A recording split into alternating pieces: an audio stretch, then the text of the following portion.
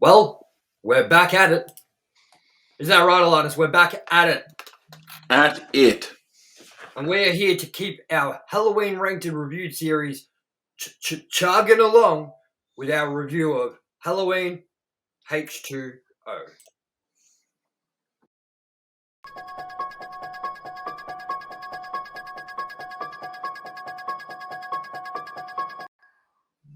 Hello, everyone, and welcome to Ranked and Reviewed. I am your host, TOMYE West, and joining me as always is my co-host, ALANNIS MAXIMUS. Hello. Now, before we get started, if you haven't already, quickly, please leave us a like. It would help us out a lot. It would help us out a lot, wouldn't it, ALANNIS? That would help us out a lot. Very, very good. Now, let's get to the task at hand and continue our Halloween ranked and reviewed series with our review on Halloween H20. Now, before we get into our thoughts, let's get into an overview of this movie. How does that sound, ALANNIS? That sounds good to me. Halloween H20. And I didn't realize when you look it up on IMDb, it's titled as Halloween H20, 20 years later. It has an IMDb rating of 5.8 out of 10. And the synopsis for it goes a little like this. Laurie Strode, now the dean of a Northern California private school with an assumed name, must battle the shape one last time as the life of her own son hangs in the balance. Now, this was directed by Steve Miner, and the story was written by Robert Zappia. And this stars Jamie Lee Curtis, Josh Hartnett, Adam Arkin, along with a few others, including Hello, Cool J. Joseph Gordon-Levitt, LL Cool J, yeah, like there's so many. And this had a box office budget of $17 million. It opened with a $16 million opening weekend. It grossed $55 million in US and Canada at the end of it. And it's weird because at the end that it says it grossed worldwide $55 million, which, you know, if it grossed $55 million in the US and Canada, then it must have done more if it grossed worldwide. But whatever, you know. So with that, ALANNIS, the runtime, by the way, is an hour and 26 minutes, which is fucking short. I didn't even realize that. All right, so with that, we're going to get into the first portion of our review, which is what did we think? Now, I'm going to let ALANNIS take the floor with his thoughts to begin with. ALANNIS. I didn't hate it as much as I remember hating it, but I didn't love it. It just felt like treading water still and kind of almost beating a dead horse. But the epitome of the 90s, you've got like Dawson's Creek Chick, Josh Hartnett, LL Cool J, they're all there. Definitely. It definitely has a wild 90s cast. Yeah. I think that's another thing that it felt kind of dated even for its time. Like for a movie that I assume would have so much more behind it, it still seemed to lack something. And I don't know. I think some of the scenes, some of the kills, some of the cutaways, and just most of the people dying just found dead. A lot of things are just kind of poorly explained. It didn't kick major goals for me. It kicked some points, but not some goals. Now, before I get into my thoughts about it, there's something I want to talk about with you because I just realized this thinking about it the other day, which was we're ranking and reviewing these movies, and we are talking about their story, the plot lines for these movies, and ranking them based on what we think of these plots and things like that. And we both went and saw Halloween Kills. We both liked it. My biggest thing coming out of it was when people were complaining was, what do you want from a fucking horror movie? It's Michael Myers. You go there for the kills. You go there for the slashy, the knifey. And who cares what the story is like as long as it's entertaining and you're Michael Myers. Now, now that I've thought about it, it's really hard to justify that when we're sitting here ranking and reviewing these movies and being like, yeah, the plot in this movie sucks, so I'm putting it down the bottom or whatever. So, for the simple fact of that, I'm just gonna fucking not care about old Tom and just be like, you know what? I'm gonna still talk about why I hate these plots and why it doesn't make sense. But at the end of the day, as long as the movie has Michael Myers and he's doing his stabby, I'm pretty happy.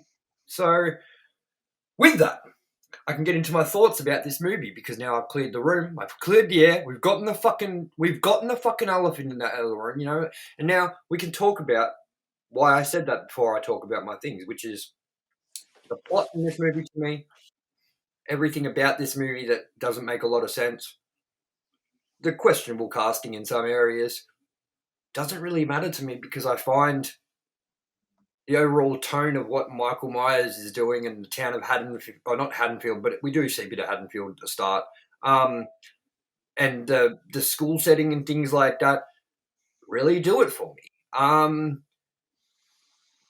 You know, putting the plot points that don't make sense aside and things like that, like the scene you're seeing behind me right now.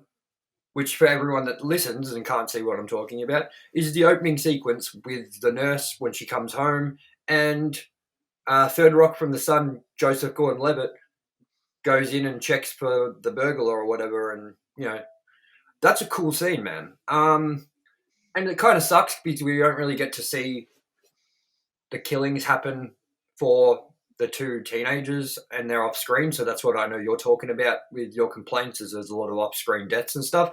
But I feel like they kind of make up for it with the whole knife throat slit of the nurse. So I like this movie, man. And while it does feel very 90s, I almost feel like it's a product of Scream because this movie came after Scream. This movie feels a lot like Scream and even is written, I think, I have to look properly, it even has portions written by Kevin Williamson, who wrote Scream. So for me, I like Scream a lot, and Scream 1's still a good movie, in my opinion. And while it is very 90s and has a very 90s cast, including Nev Campbell, who was in Party of Five, and all those things like that, these movies feel sort of on par with each other. Of course, Scream stands above, like head and shoulders above with like narrative and plot points. But I'm saying just in tone and feel and things like that, I feel like that's what Dimension Films were reaching for at the time, which was makes sense because Dimension Films also were responsible for the Scream movies. So, how do you feel about that assumption now? I think you're definitely right there. They've kind of gone. Scream's doing really well. Michael Myers should come back. Yeah, how can we course correct Michael Myers from the fucking Yeah, last movie and okay, well, let's get Kevin Williamson to come in and write this and blah blah blah. Blah. And you know, he wrote a draft, and while he did wasn't the final script writer of this movie, there was a lot of influence from his movie script with Scream and things like that. So yes, while this is a little bit of a product of the '90s, it's a little bit dated. It's not maybe the best entry in the series. I don't know. I definitely think it's up there, and it's definitely better than some of the previous installments we've gotten and we've reviewed so far. So, what did you find that you found worked for you in the movie, and what didn't work for you? I didn't find a lot worked super well. I guess some of the casting was alright. Some of the kills were okay. Like the whole dumbwaiter scene was pretty decent. But yeah, it's and the kill of the love interest of Laurie, I think was quite good as well. That was up there, but in itself, so also felt like everything I liked about it. I felt like I'd seen before. There was like not that it had to break ground, but it didn't really even in. I'm saying, and it didn't have to change things, but it didn't. do anything different subtly with Michael and his kills. It was all just the same sort of thing. Like pops up, stabs guy, lifts him up. That I think is probably one of the bigger things that lets me down. Like it didn't have to be groundbreakingly different, but I felt like I'd watched the movie before without watching the movie before in a lot of ways. And what did you find that like what were probably the standout moments for you that you, besides the kills, that what did you think you liked that was the standout moments? Because I understand what you're saying, it didn't work for you and stuff, but surely there's got to be some moments that you kind of dug. I think it built tension pretty well. Like in the scene where he swaps out cars. The opening scene was actually really good. The opening sequence, I think, where he swaps out cars in the toilet, and there's the kid and the mum in the toilet. I think that did really well at building that tension, and you kind of didn't know which direction that was going to go. Yeah, I really like that scene too.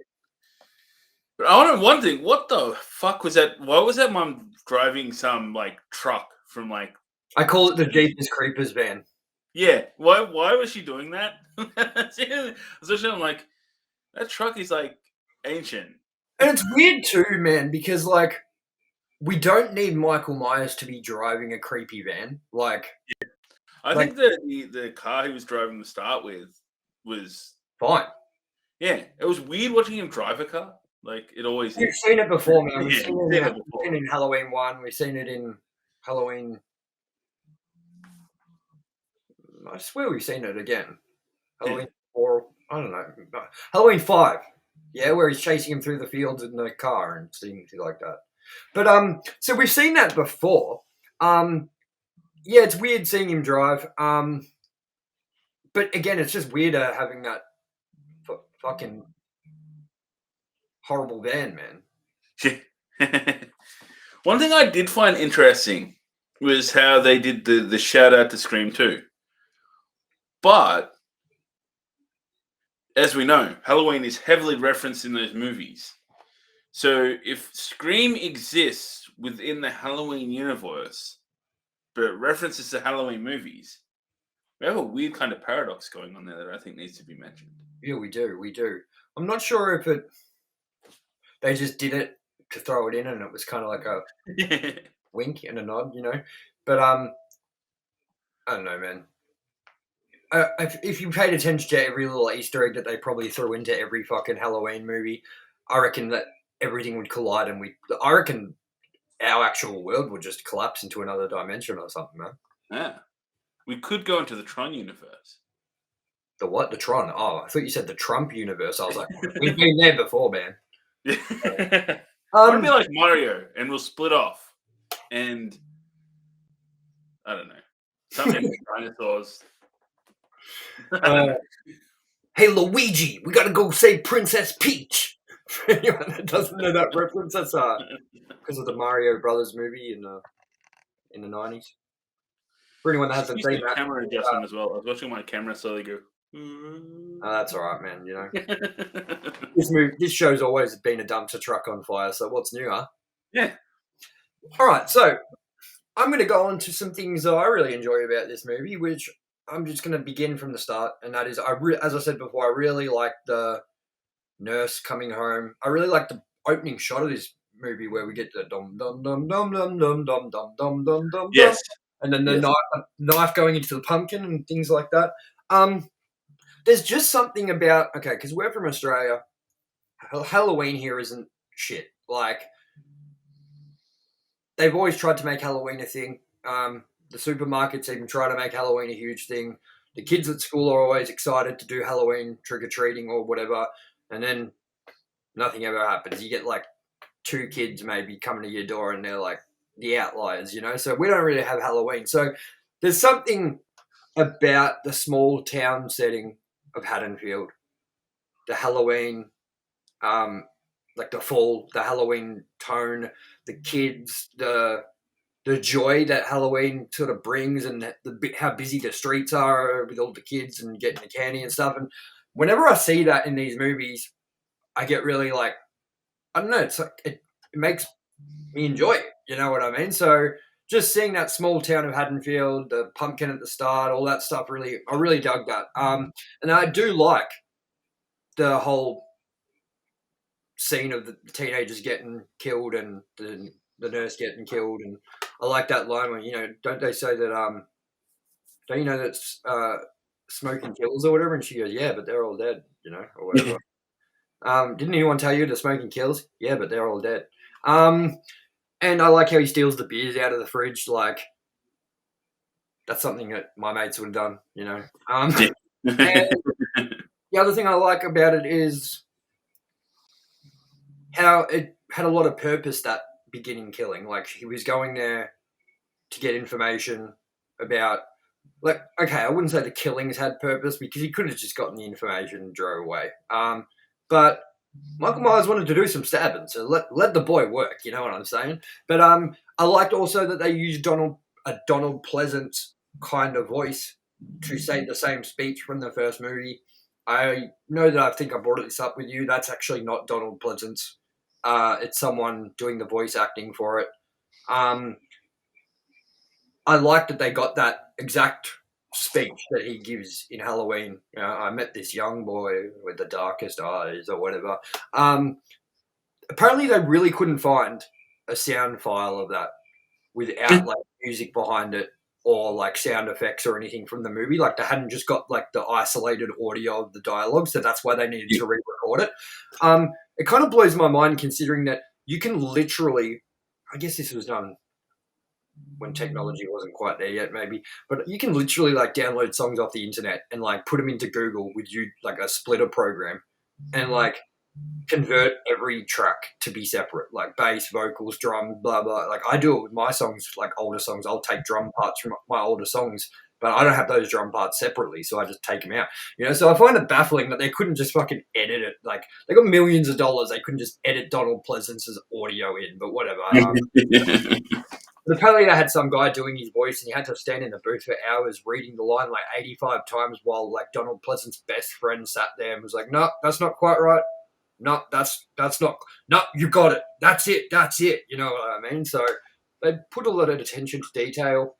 The other things I liked about this was, okay, say what you want about a lot of the casting, but I do like Josh Hartnett in this movie. I found Josh Hartnett quite likable back then. I was like, a bit younger than you, ALANNIS, so, when I saw this movie, I went and saw, like, 40 Days and 40 Nights. Do you remember that fucking movie with him? Yeah.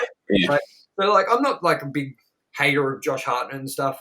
Dawson's Creek never really hit my radar because, yeah, I knew it was on and I know what it is and I fucking don't care, because I was an age where I was like, Mom, get me a KFC. I want to watch The Simpsons. You know what I mean?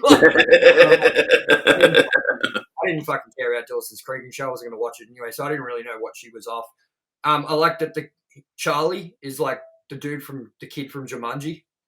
Do you remember that? I did not know that. Remember the first Jumanji where he's like running to the shoe factory and then like, it's the board game. Yeah, it's Charlie. Charlie was the kid in Jumanji. I'm pretty sure I remember that anyway. So there's the creepy van behind me or whatever. Looks fucking whack ass, man.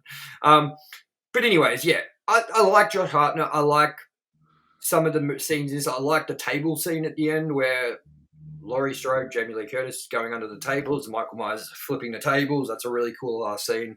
And yeah, like there's just some parts in this movie that are really good. It feels like a good slasher sort of he's behind you movie,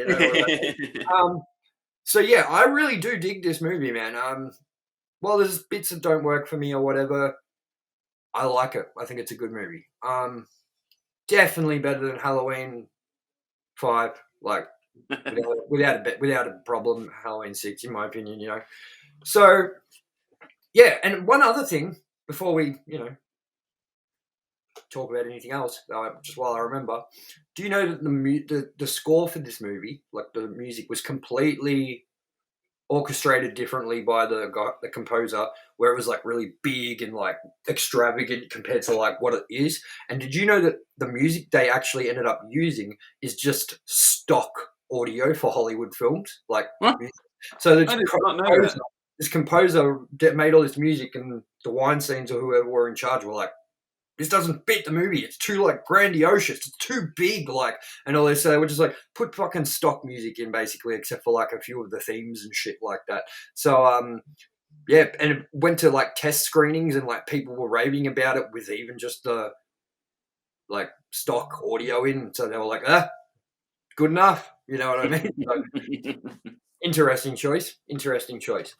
Now, another thing I wanted to ask you was, what do you think of this title? It's terrible. It's fucking it's shocking, bro. Halloween 20 years later, I think, is good. H2O, that's... I don't get why you would do that. Like, why? And it's weird too, because Jamie Lee Curtis was a big role in like bringing this movie back. Like, she said, basically written off and said she was never going to do another Halloween movie. And then it had been 20 years or whatever, and she was like, maybe we could do another Halloween movie. It'd be kind of cool to come back to it. Maybe Deborah Hill and John Carpenter will come back for it. And Deborah Hill and John Carpenter were like, we're not fucking coming back. So she was like, oh, well, I guess I'll take the reins with director and all that. And you can see her in behind the scenes and stuff like that, where she's like directing, even helping direct Josh Hartnett. And Josh Hartnett, like, the clip I specifically remember seeing, like, behind the scenes footage of, is the part where he's like, I'm not responsible for you, Mom, or whatever, and yells at her in the street. And she's like, she was trying to get the best performance out of him. And she's like, yes, that's it, and stuff like that. So she had a big role in this. And she was like pitching this to everybody and things like that. So it's weird that she was like, that's a good name. Because personally, like, how could it not that H2O is like always going to be thought about as water, the element for water. You know what I mean? Like, it's fucking stupid. And people are like, yeah, but it's not H2O as in like the you know, yeah, but that doesn't matter, man, because the people that don't see this movie, or the people that have no context about the movie, are going to be like, Halloween H2O, Halloween water? Like, what? You know what I mean? Like, I thought that for a long time. When it first came out, I'm like, huh? Halloween dehydration. You know? But it's like they're too excited about it being 20 years later. It's like, Halloween 20 years later. That would have been great. The H2O, you could have had that as like, well, no, it's just, it doesn't fit. I can't think of a way to make it fit. The other interesting thing about it was, Jamie Lee Curtis was pitching to them that, you know, she's going to be a broken Laurie Strode that has drinking, drug problems, can't, like, you know, is tightly wound up, blah, blah, blah. And they were like, no. We can't do that to Laurie Strode's character, like the character of Laurie Strode. Like, people aren't going to like that. Like, she's strong. And she's like, yeah, but even strong people have, like, their limits and breaking point. And, like, you know, so she had to, like, really upsell them on the idea of, like, she's not the same person. She's broken now. You know what I mean? So that's an interesting tactic that they took towards it, I guess. What did you think of the change up of locations from Haddonfield to this private college?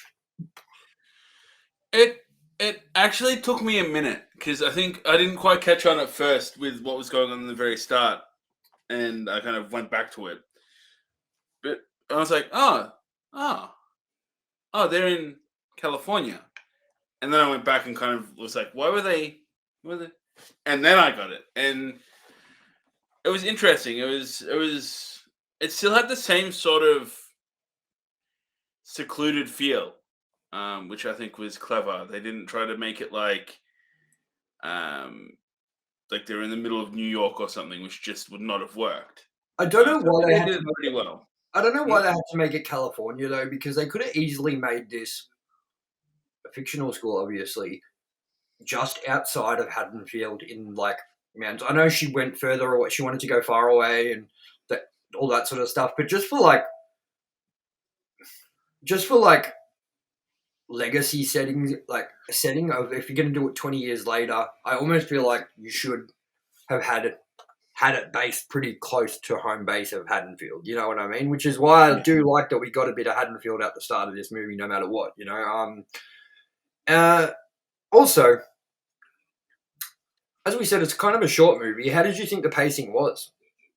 And it kind of did nothing, then suddenly did something and was over. Um, I think it could have stood to be a little bit longer and added to the events where Michael's actually killing. It felt very brief. With I wouldn't say a lot of lead up, but I think it was balanced in the wrong direction. Kind of like the first one.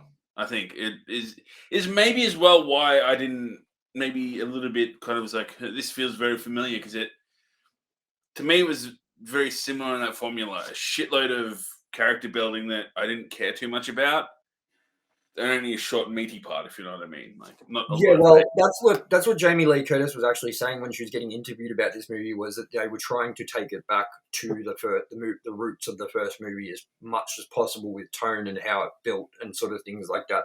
The only difference I think with this movie is that it achieves more than the first movie in those parts, because the characters are, first of all, a little bit more interesting.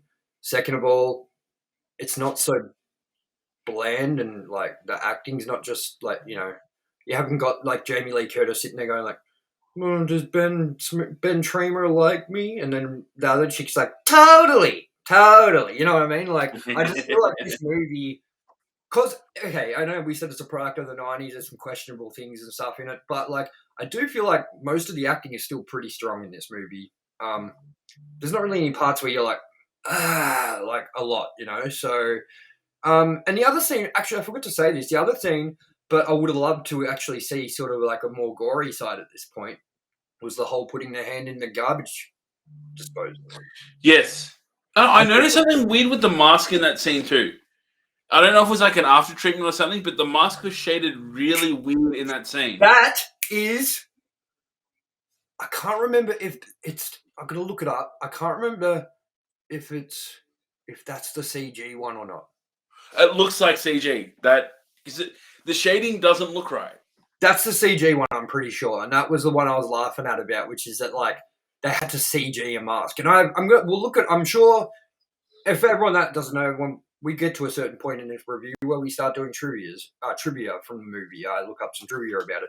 And while I'm quite aware of why that is, why they had to do that and stuff like that, I can't quite remember at the moment. So I'm sure we'll get to hopefully that in the trivia. But what an odd choice, man! To like that's such an easy pickup shot to do too. If you were to go back and reshoot like scenes, like it's literally a frame of him bumping into Michael Myers or whatever.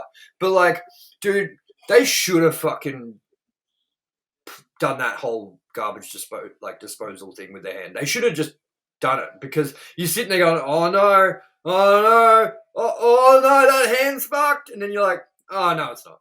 You know what I mean? I would just like to see him just like actually just go full floor to like full foot to the floor and just fucking go for it. You know what I mean? But Yeah.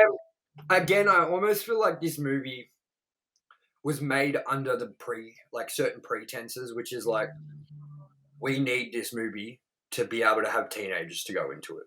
You know what I mean? Yeah. It feels like a very teenage movie, like a teen movie as well for the '90s.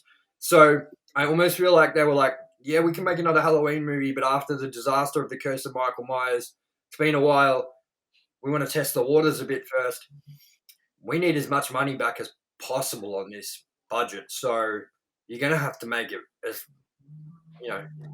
R-rated as possible. You know what I mean? So, because I, R-rated over there is like our MA or whatever. I find it interesting though as well that you would have just obviously had Scream 2 not long before it. And how not violent the stabbing was in this. When you consider that movie, and that was a big part of the Scream thing, and that's kind of what they were trying to mix in and emulate into the Halloween movies. Well, for everyone watching in other countries, our rating system goes like this: G for general, P for parental guidance, M for mature, MA for mature audiences, and then R for restricted. And R, you have to be 18. MA, you have to be 15 and over. M, you have to be accompanied by an adult. And PG, they recommend parental guidance, but it isn't necessary. And G, everyone can go. So with this movie, I don't know if you remember what this is rated. This is actually rated M. Not MA, not R, but M.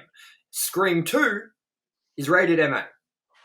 Yes. So I almost feel like because they had such a big success with Scream, that Scream 2 was given more of a free reign to go for more gruesome stabs or whatever. But remember, did you know that Scream 1, I have a vivid memory of this, was rated M as well? Really?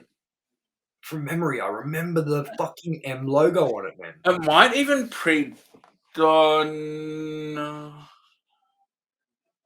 90. It might even predate the MA rating. No, MA would have been around then. Scream 1996. I'm going to have a look. I specifically remember it being rated M, man. Maybe, I'm wrong, but I don't know. Let's have a look. Rating. So in Australia, okay, it says MA 15 plus here, but I specifically remember the VHS tape when we had it saying M on it. Okay, so I've basically gotten into everything I like about the movie. You've gotten into everything you like. We've both said what we kind of don't like. Actually, that's one last thing I wanted to ask you. Apart from the CG mask, what did you think about this mask? Because I think there were moments of this mask looking really good, and then there were moments of this mask looking terrible throughout the whole movie. It just changes shot for shot. Yeah, it was very up and down. It's like that. There were some moments it's like, hey, that looks good. Then there's some moments like it doesn't look that good. And I think that's what made that CG scene stand out to me so much, because I was like, through it, I was so fixated on this mask because we've kind of been gauging the best masks. And when I saw that, I'm like, I actually had to rewind it. I was like, fuck did I just say? Like, what was that? It's so odd to me that they've just never been able to get that mask like to what it was originally. I think they somehow managed to catch lightning in a bottle with just turning a William Shatner mask inside out. Why don't they just get another William Shatner mask? Is another thing I don't understand. Pretty sure the company stopped making them. There you go. Could you imagine if you own one of these, how much you could probably sell it for then? Yeah, probably. I bet you there's some out there still, man. I mean, it's just got to be, man. Like, they were probably mass produced, So, actually, there's probably one thing we should probably talk about we haven't talked about, which is the biggest thing about this movie. What did you think about the ending? I think it's going to make me have more questions come the next movie. They answered it pretty well, even though it's a terrible answer. So yeah, but also it lends to me as well. It's like I've always across these movies, it's pretty consistent. It gets confusing what they're trying to do with Michael Myers, because they make him so human, but they also make him so invulnerable. But he's just a guy. It's like I struggle to get a beat on what he's meant to be consistently here with these movies. I fucking hate how he reaches out like a human being. Yeah. Like, yeah. Like, I'm sorry, Laurie. It's like, bitch, like, own it. Like, Michael Myers, and it's so weird. You're right. They went in the direction of, like, trying to make Michael Myers this, like, superhuman or more than human or, like, kind of, like, ghosty or, like, monstery, you know what I mean? Because the last one, they beat him over the head and fucking green shit comes out of his fucking mask and eyes and whatever. But then in this movie, they're like, oh, no, we need to make Michael Myers more just of a human. And then it's like, yeah, but then you make him too bitchy by making his arm stick out. You know what I mean? Yeah. And what did you think about Michael Myers, the person who portrayed Michael Myers this time? Did you think they did a good job or what? I think outside of the mask being off at times, I think they did do a good job. He was good physique, good movements. I really like that one shot of him where he, like, turns his head real quick and looks like he's like, and looks in a direction, you know what I mean? Like, I can't remember what shot that is, where it is, but that fucking shot looks mean. You know what I mean? Yeah. That's sick. Oh man, I can't wait till we get to the movie next week, because God, I have a lot to say about Halloween Resurrection after this as well. Like, fuck, man, I don't know, man. If you like Resurrection more than you like this, I'm walking out. We're never What if talking. I like it more than Raiders of the Lost Ark? Well, that'd be hard, man, because we're not really ranking those movies. All right. So we basically said, I think, covered everything we need to say. I think the highlights of this movie, as I said at the beginning, the table scene, the garbage disposal bit, Josh Hartnett. And I think that Jamie Lee Curtis actually does a way better job of making Laurie Strode interesting in this movie than she did in the previous installments she was in. Yeah. Well, think about it. She was in 1 and 2. And in 1, me and you both think she was overrated. And in 2, she didn't do much. She just sat around in the hospital pretty much the entire time with that shit-ass fucking nurse, not ambulance driver or whatever, who should have been on the job, But, so, I feel like at least this time we got more personality out of Jamie Lee Curtis being Laurie Strode than we got her being like a kind of a boring plank of wood, That's why it baffles me how she's so strong. She's a scream queen. It's like, what? She's not. She's overrated as fuck. Like, the one part that she has any, charisma in the whole movie where instead of, being like, okay, Tommy, I need you to go down to the street and get to the Andersons or whatever, just boring as fuck. The only time we get it is when she's running across the road being like, help me, please. Open the door. That's the only time. Is that the boogeyman? I'm afraid it is. You know what I mean? She's boring for that whole movie. And you know what? People always fucking have a go at me for that. They're like, what are you talking about? She's, famous for it. And it's like, yeah, but, if she did that performance now, people would be like, You know what I mean? It was just back then, there was something different. So. I would say I definitely miss Donald Pleasance in this movie as well. Well, get used to it, brother, because he isn't around for the rest of the movie. Wait. Sorry. We get to see him a little bit in Halloween Kills. See him. Donald Pleasance, not really Donald Pleasance. So, with that, let's get into our world famous ranked and reviewed side section to our show. Ranked and reviewed trivia. Bam. We need to bring a jingle in, man. I'm going to make a jingle for that. All right, trivia. Let's get into it. Oh, yeah. By the way, you know the older lady that Jamie Lee Curtis bumps into and she goes, Happy Halloween, we're all entitled to one good scare or whatever? Yes. That is Jamie Lee Curtis's mother. Yeah. She is also the lead role in Psycho. The movie Psycho. Oh, really? Her mum was, what's her name from Psycho? I can't remember her name at the moment. I got a mind blank. Sorry, shoot me, whatever. But they basically got her back to do it because that reason was she is the queen of scream queen. You know what I mean? Interesting because there's a few knife scenes that are very reminiscent of Psycho as well, like the zooming on the hand going up with the knife and blood. So yeah, that's So it's Jeanette Lee who plays Norma. So she plays Norma in this. She also played Marion in Psycho. So she's Jamie Lee Curtis, not Jamie Lee Curtis. Yeah. I never knew that. And it's funny because that's how Jamie Lee Curtis got into the movie industry. Is everyone knew her from being the daughter of the fucking Norma Marion Bates or whatever. And it's funny because when they were trying to find people to play Laurie Strode in the first movie, they were like, what about Jamie Lee Curtis? And everyone was just like, this kind of sucks, but this is the way it works. So it's about who you know. It's not exactly about how good you are. But they were like, oh, what do you mean? Jeanette Lee's daughter? And they were like, yeah. And they were like, yeah, get her in.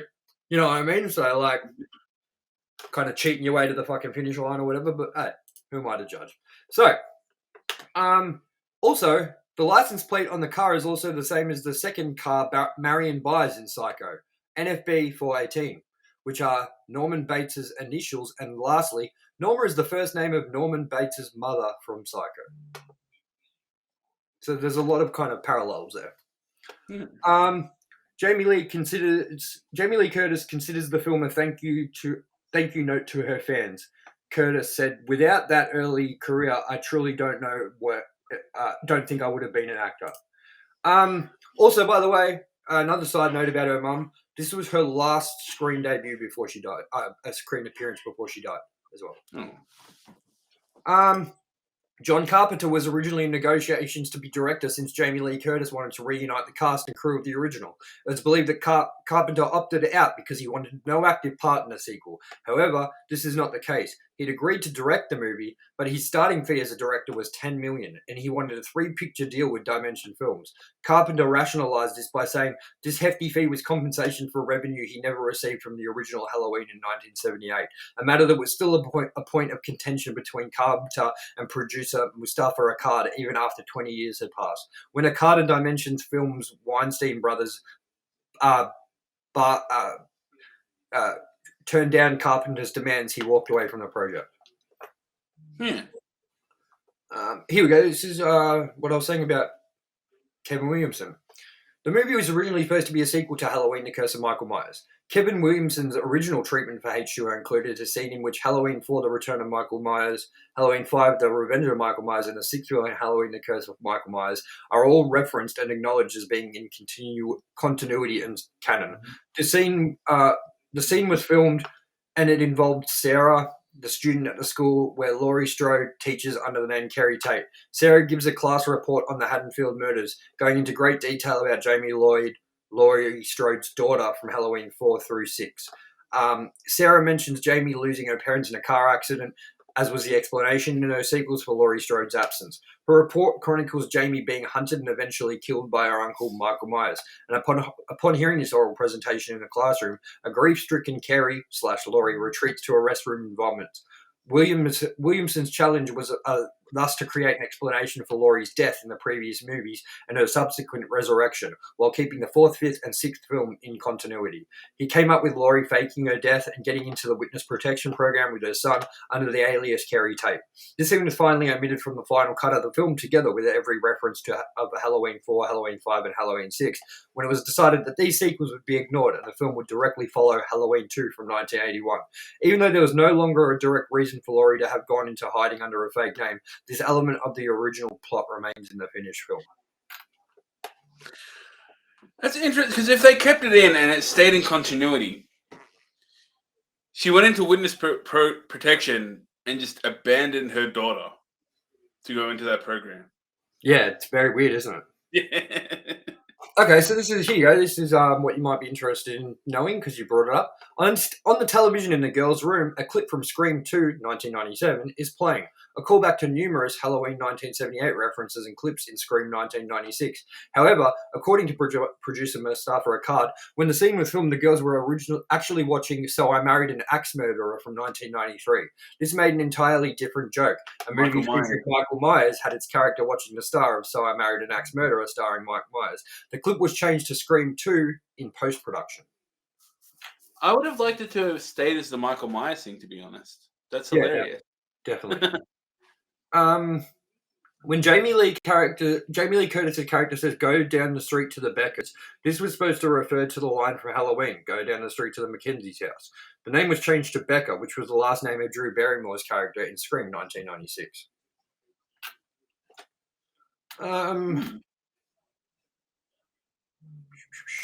One of the masks used for Halloween Curse of Michael Myers was used for the first appearance of Michael Myers. It was used during the attack on Marion, but all of his later appearances feature a new mask sculpted for the film. They had shot the sequence while the studio went back and forth on which mask they preferred. Clark actually owns the mask in question now. During a 2018 interview with Variety, Jamie Lee Curtis said, "H2O started out with the best intentions, but it ended up being a money gig. The film had some good things in it. It talked about alcoholism and trauma, but I ended up really doing it for the paycheck." Nice. I wanted money. Yes. Money, money, money. Here we go. In certain scenes, Michael can be seen wearing two different masks. Director decided well into production to go with a different mask, so certain scenes were reshot. With some scenes, the original mask can still be seen, and in one shot, it had to be altered with CGI to replace Michael's old mask with the new one. Listen, going to stop right there for a second. The mask being CG is way more distracting than if you would have just left the mask be from what it was in the first place. Mm-hmm. What the fuck? We'll do two more, I reckon. I'm trying to find some cool ones. A statue of Butterball, the Cenobite from Hellraiser, can be seen on Jimmy's porch when the nurse knocks on his door. And one more.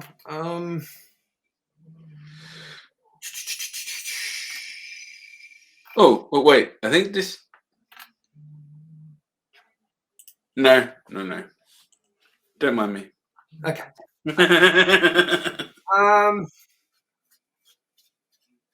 Jamie Lee Curtis said that they had asked Mike Myers to do a cameo in the movie, just walking down the street past Laurie, and she does a double take when she sees him.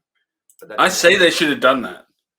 Yeah. It would have been funny if she did a double take and he turns his head and goes, "Yeah, baby." Oh, no. PJ Soles was asked to play the role of Norma Watson, which is the same name as the character she played in Carrie in 1976. So, that's it. This is also Josh Hartnett's big screen debut. Really? Yes. Huh. I'm trying to find if we can find anything about the name.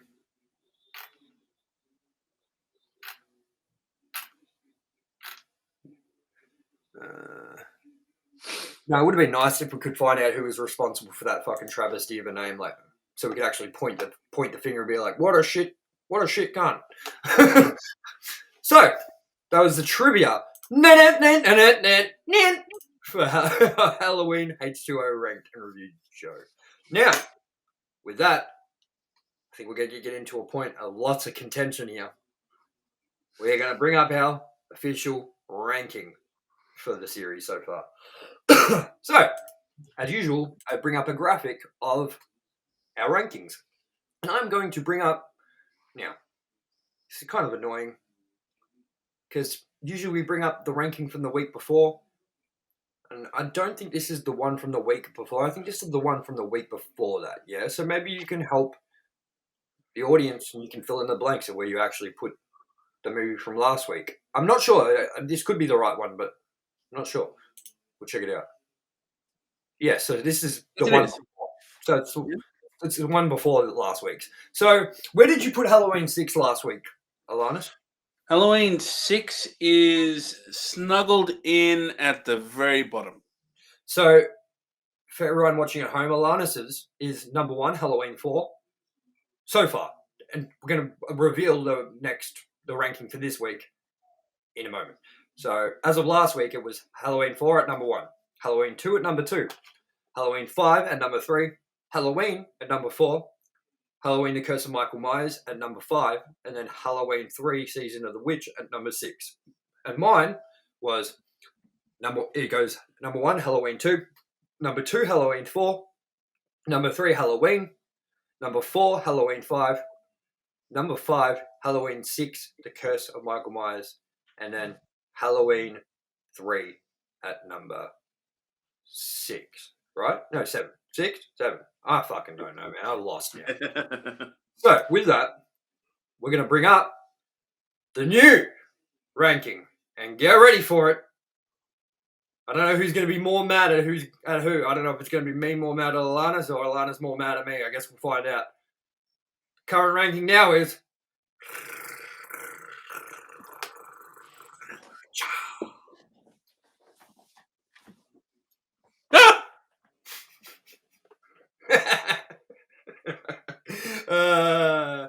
So, for everyone listening and not watching, I'm going to read out ALANNIS's first.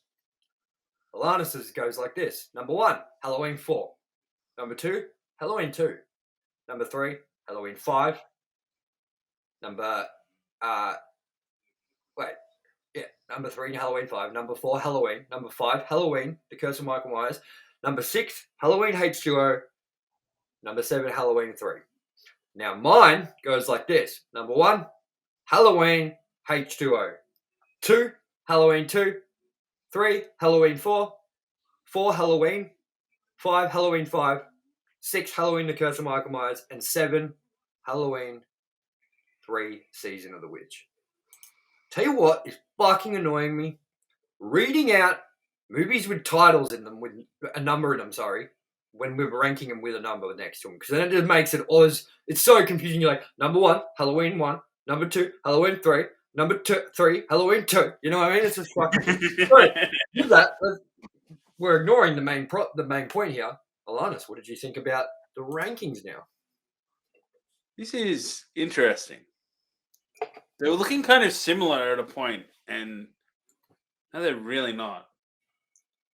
Now, I don't know why I put this at number 1.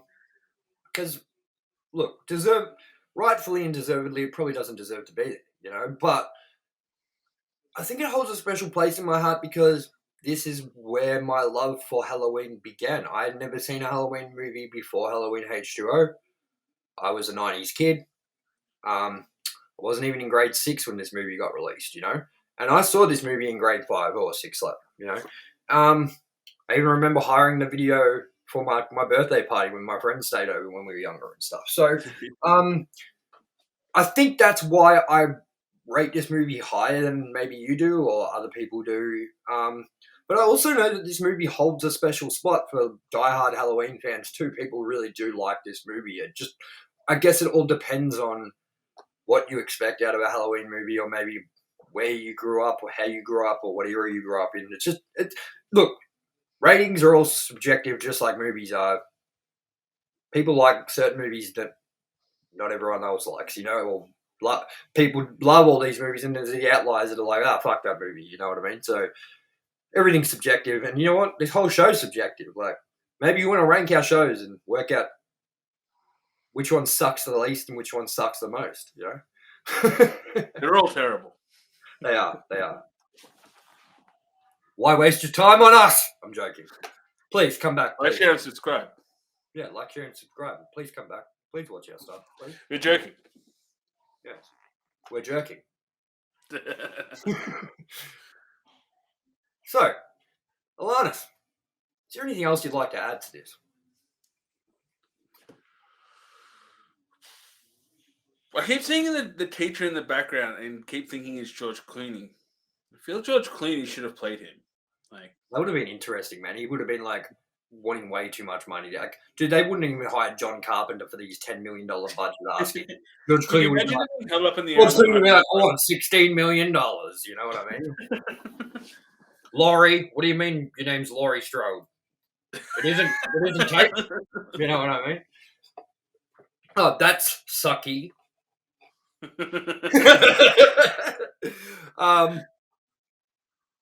God, he's a horn dog in that movie too, isn't he? That.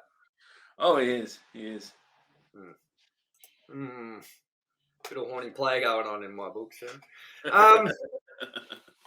So, that is our ranked and reviewed episode of Halloween H20. I think this has been a really good episode because we touched on pretty much everything you could touch on in this movie. Like, we didn't really leave anything out that we had to really discuss, did we? No. It wasn't like when we first started out and we were doing the Batman movies and we went and saw the Batman, the new movie, and we totally didn't even talk once about Catwoman. Yep. That was a weird time. The thing we're really missing and we can't have is jokes about Donald Pleasance. But we already did them 6 times! I only got to do the movie 6 times and then I died! They resuscitated me 6 times! Yeah, so how are you feeling about so far the reviews we've done and in the future of Halloween ranked and reviewed? I'm not looking forward to Resurrection because I can remember disliking that. And actually feel I still will dislike that. I can't wait to watch this movie, man, and talk about it because, man, God, do I hate that movie. My mum took me to Not go be see worse it. than The Predator, though.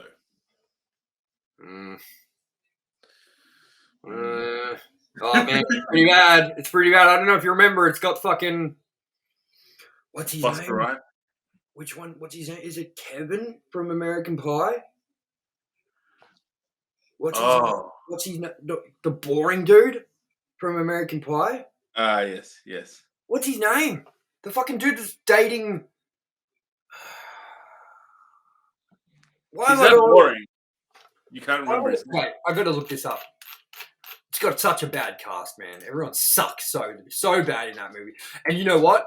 You think fucking Jamie Lee Curtis put on sort of a stiff performance in the very first fucking Halloween movie. Oh god, wait for the fucking main character in the fucking next movie, the female. God damn it, is she fucking shit. So I'm thinking of Kevin from American Pie, who likes Vicky, like Tara Reid in those movies. He's the most boring one out of, he's in Halloween Resurrection, so look forward to that one.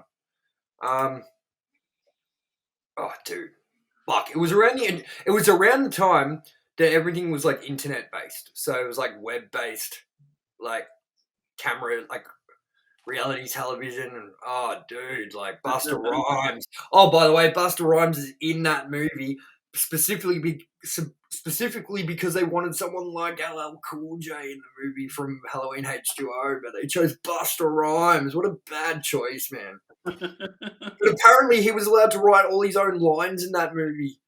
And that's why the word motherfucker is used in that movie constantly. So, I don't know. That's for next week's talk. That's next week's talk.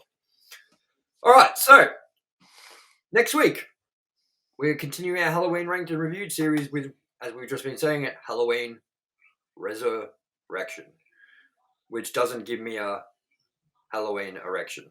So, and we are also continuing our Predator Ranked and Reviewed series with our review for ALANNIS' favorite entry in the franchise, The Predator. And if you haven't already, we have released our Predators review from 2010. Go check it out. We also have another episode of our weekly podcast coming out later this week. I think we'll probably be doing that Saturday or Sunday this week. We usually would have it up by now, but the problem is... Oh, dude, we just missed it. Behind us. The CGI mask. Oh. Anyways, we usually do a weekly podcast, all things pop culture, video games, TV, movies, blah, blah, blah, blah.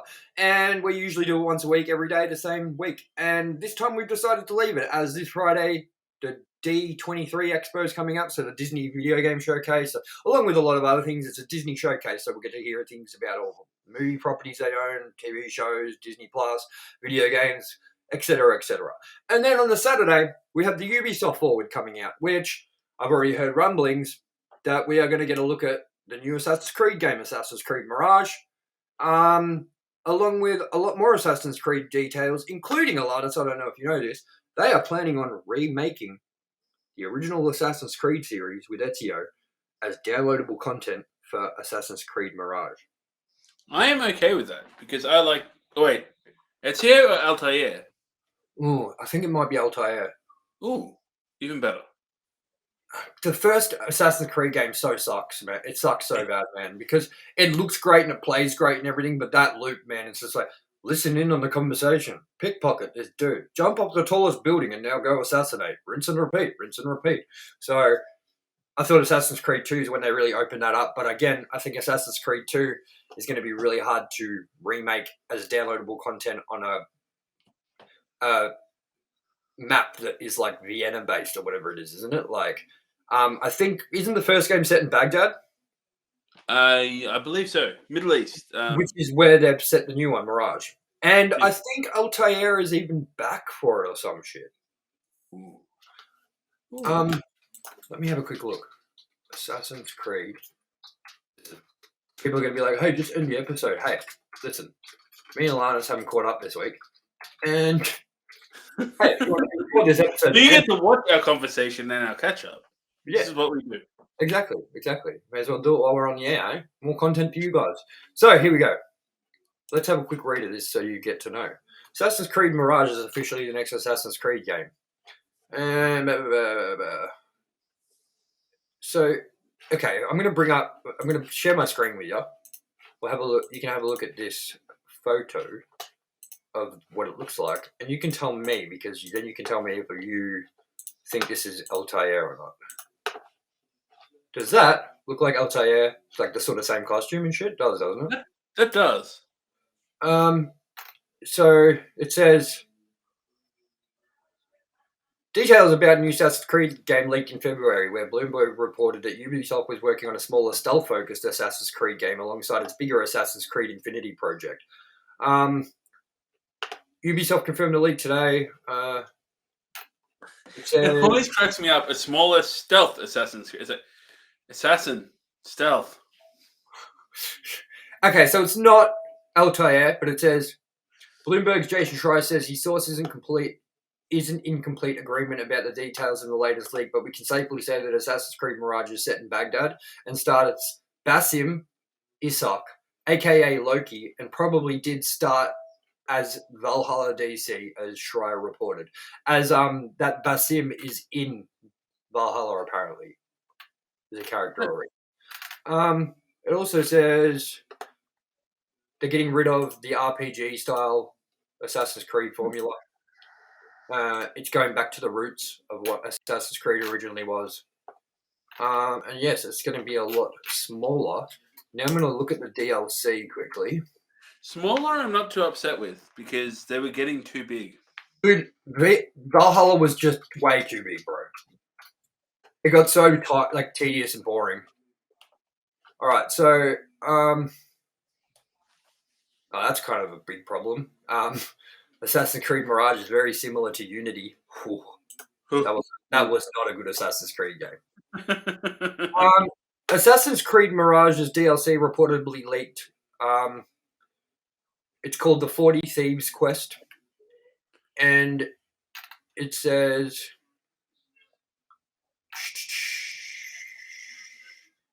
was allegedly taking place in Baghdad between the years 1860 and 1870. I don't know, man, but I did hear that they are like remaking the first game or something and making it downloadable content because it's the same map from like Baghdad and stuff they use, but upgraded. So I'm guessing like with this game that they're releasing Mirage, because they're doing that Assassin's Creed fucking universe game, which I'm not looking forward to. They decided to go. They still need an Assassin's Creed game to come out. They're going to bring it out, and I think they might even just be reusing the assets of the same game, like the map from the game, and just like updating it, making it new gen and shit like that, and like making the story more fleshed out and stuff. So if they do that, I mean, I don't see why they couldn't make it as DLC because it's not hard, you know. Well, that game wouldn't be that hard. I think when you get into Assassin's Creed 2 and further onwards, it would be. But yeah, there's a lot coming out, so I'm excited for all that stuff. I haven't been excited for a conference in a while, but usually Ubisoft conferences are okay. I mean, they've been a little bit lackluster lately, but I'm looking forward to a new Assassin's Creed game. I feel like it's been a while. And Valhalla, sort of, as I said, was too big and not exactly what I was looking for in an Assassin's Creed game. So bring it on. Let's see what it's like. Yes. Hopefully it's nothing like Unity. And that'll do for this episode. So everyone, just a quick reminder that we are getting closer and closer to the 50th episode celebration for Ranked and Reviewed. And if you want to we're going to celebrate this occasion with a special episode of Ranked and Reviewed we are calling Tanked and Reviewed, where we will be reviewing the movie Barbie in the Pink Shoes from 2013. It's an animated Barbie movie about her in some pink shoes. And this episode can only be described as an intoxicated celebration review for Ranked and Reviewed's 50th episode. So we're going to get tanked/smashed and talk about Barbie in the Pink Shoes. So you got to come join us. It's going to be a good time. It's probably going to be a much longer episode than usual, probably a couple of hours, because we're going to review the movie, but we're also going to just talk shit and talk about our 50 episodes previous and what we've liked so far and what we plan on doing in the future. And it's going to be just a good good time. So come, get your beverage of choice, your smoking utensil of choice, your strain of choice, your methamphetamine of choice, like whether you want it like shake and bake or if you just want it like processed in a lab. We don't give a fuck. Whatever you use, chocolate, cigarettes, meth, coke, whatever. Get it. Get the best thing you can get. Come join us for an awesome celebration. We may as well, we might actually make that the first episode we stream live as well. I don't know. Things we're discussing and working out now, but I want to make this episode as big and fun and celebratory as possible. Alans, are you in agreement? I definitely do agree. And I know that you might have work. I'm not sure if you're going to have work the next day or not after 18th. So I'm going to give... That makes it hard because then we can't do it live. We'll have to talk about this later on. I was going to say maybe we should pre-record it on the weekend or something. But maybe we can stream it live and then release it on the 18th for everyone else that didn't get to catch it. When is the 18th? The 18th is... It's a Sunday night. Maybe we could do it on Saturday. Oh, mate, wait, hold on. I've got to... Wait, so it's the 7th. Could always have Sunday sippers.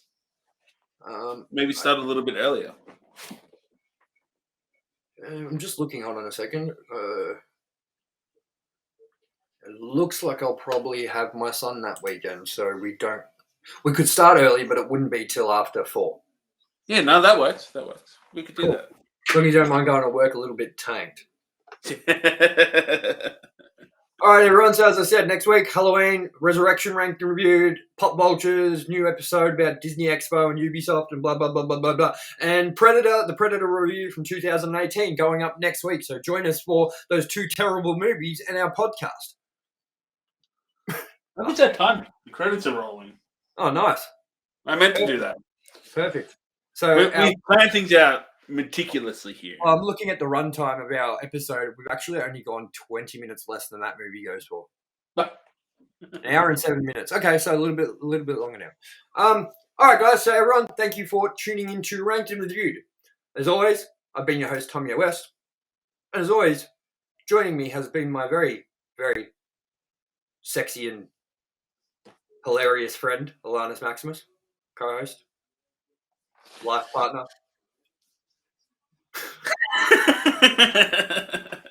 Please, if you've stuck around and left us a like already, you've got one more thing to do.